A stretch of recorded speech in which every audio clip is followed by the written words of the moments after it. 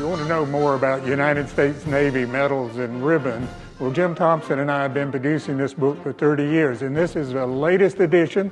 It covers everything from the Revolution to today. It's available for you on Amazon. You can order it today, and it'll be at your house by this weekend. The forerunner of the Navy Good Conduct Medal was the Navy Good Conduct Badge, which was established in 1868 by the Secretary of the Navy. That makes it our country's second oldest award, only after the Medal of Honor. The badge, in use from 1868 to 1884, was awarded to men holding a continuous service certificate received upon successful completion of a term of enlistment. In those early days, any seaman who qualified for 3 awards was promoted to petty officer. The Good Conduct Badge was a Maltese cross with a circular medallion in the center.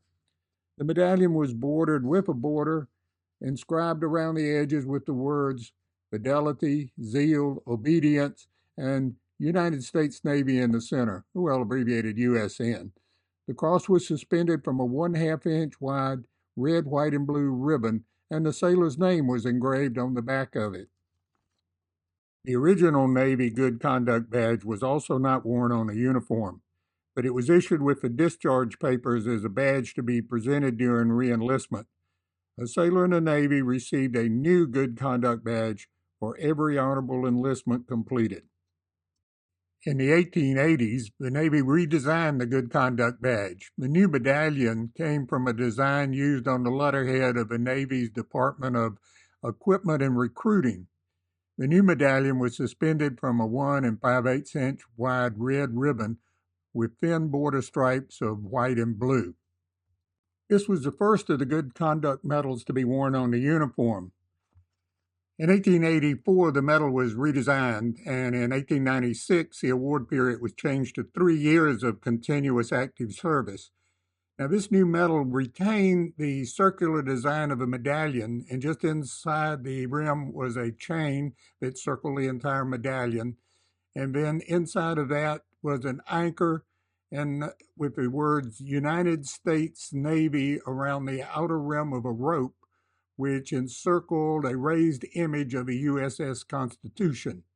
The difference, of course, was that the medal was suspended from a maroon ribbon by a straight bar clasp. Now, subsequent awards, as you can see by the left-hand medal, were recognized by additional clasps placed on the suspension ribbon between the top of the ribbon and the medallion.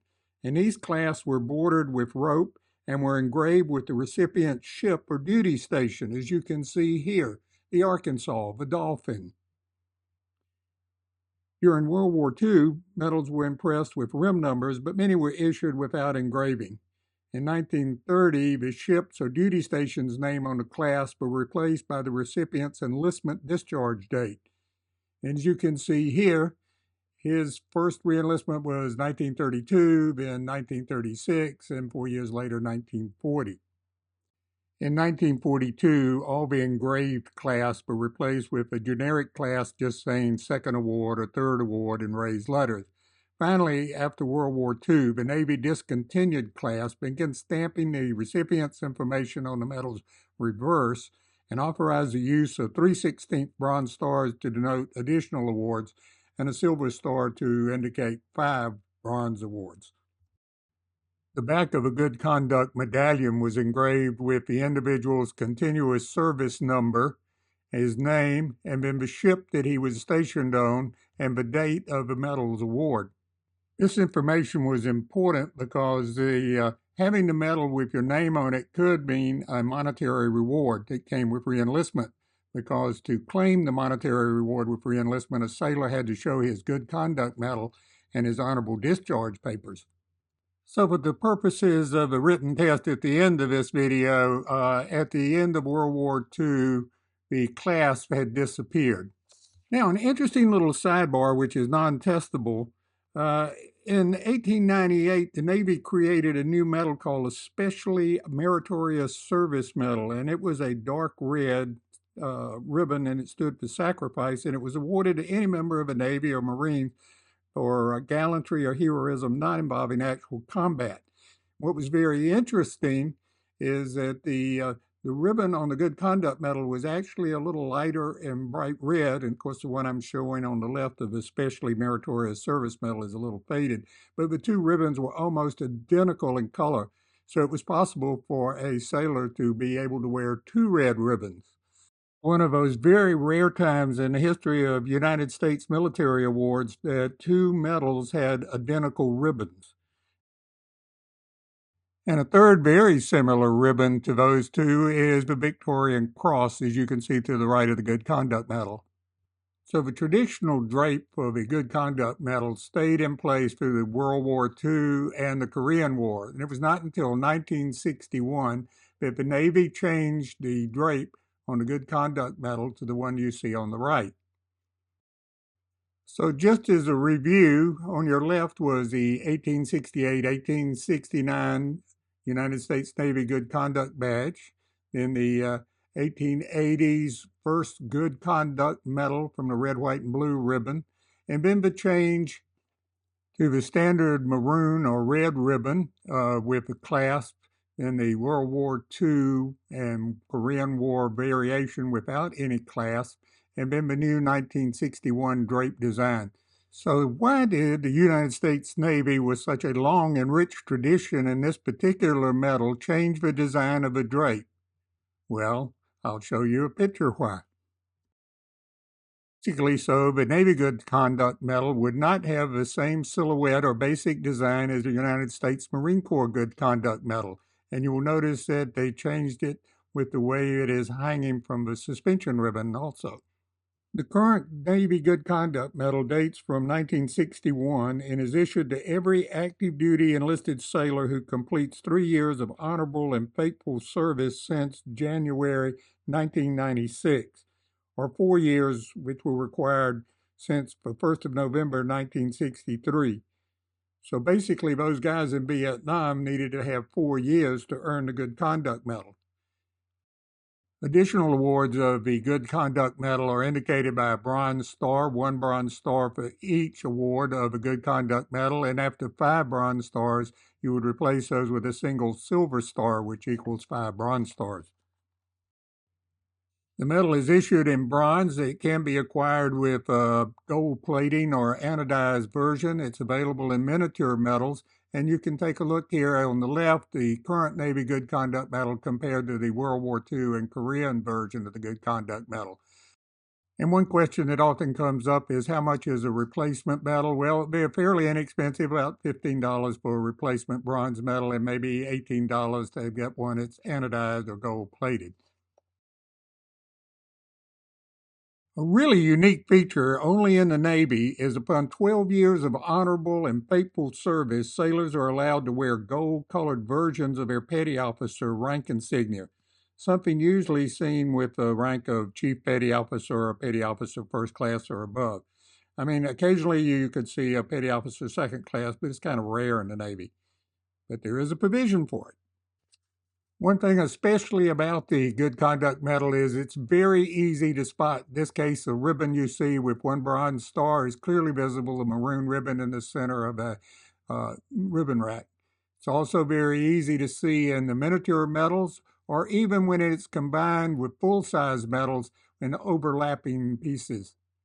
Miniature metals. Here's an old salts trick, because sometimes the metals will become oxidized if you do not get the gold-plated ones. A simple trick is take an eraser, run it over the surface of the metal a few times, and voila, voila, it is nice and shiny.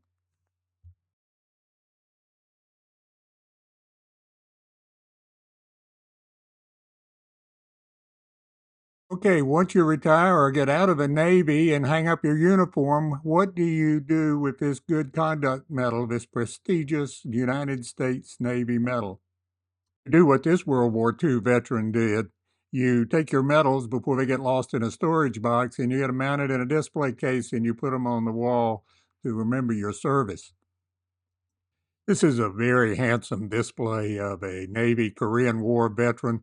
Has his Navy Good Conduct Medal, his Korean War Service Medal, and a new Korean Defense Medal, because he probably cruised offshore after the Korean conflict, and that had qualified him for that medal. This Navy Vietnam veterans case is a little different because it's the first case you'll notice a decoration in for a petty officer second class. Really, World War II and Korea, the Navy was not very generous with decorations. The Navy Good Conduct Medal was the highest award that a sailor could normally earn, and that is why it is such a prestigious medal in the United States Navy. This Cold War veteran of the submarine service, a submariner, Master Chief, shows 3 additional awards of a Good Conduct Medal, along with his 2 decorations. This petty officer, third class, is a veteran of Desert Storm, and his Good Conduct Medal goes in front of his National Defense and his Desert Storm Campaign Medal and the Saudi Arabian and Kuwaiti Liberation Medals. This petty officer, first class, shows 4 additional awards of the Good Conduct Medal along with his service medals for the global war on terror. This is a great example of a young petty officer, third class, that's put up his awards that he's received just recently because there's 2 decorations, his Good Conduct Medal, and then his medals for service in Afghanistan, Iraq, in the defense of Korea, and the global war on terror. You've got to admire this young petty officer, third class, for having a little swagger and adding a cut list below his display of medals. The Navy Good Conduct Medal is a hard-earned award over a period of 3 to 4 years for exemplary service, and the best thing that a retired sailor or former sailor can do is to put it up on the wall and preserve the memory of that fine service. And this young sailor shows a perfect example of his pride in earning the Navy's Good Conduct Medal by displaying it with the other medals for his service on the submarines during the global war on terror. And what makes the U.S. Navy Good Conduct Medal so especially unique is that its centerpiece, the USS Constitution, is still an active warship, and it's shown sailing here in Boston Harbor on the 4th of July. There's also a cool view of the model of the USS Constitution. It's just an incredible ship that the Navy has maintained. I need to note here the Naval Reserve Meritorious Service Medal, which is awarded for outstanding performance and conduct during 3 years of enlisted service in the Navy Reserve. It was originally authorized in 1959 as a ribbon-only award, but in 1962, it was made a medal, and eligibility was backdated to 1958. Today. I hope you enjoyed the show as much as we enjoyed putting it together, and special thanks to Medals of America in Fountain Inn, South Carolina. So, see you next time on Veterans Medals Workshop.